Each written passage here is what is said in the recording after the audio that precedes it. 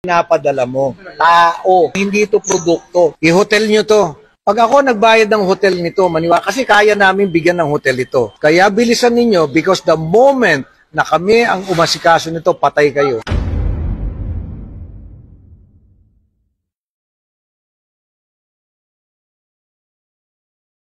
Sir, sorry po kasi... Hindi, mamaya na yung sorry. Ano ba yung instruction? Hindi nga nila alam mo kung saan ko sila natagpuan? Opo. Alam mo kung saan? Opo. O saan? Yan po sa gilid po na sa way po kanan po ng airport. So, okay kayo doon?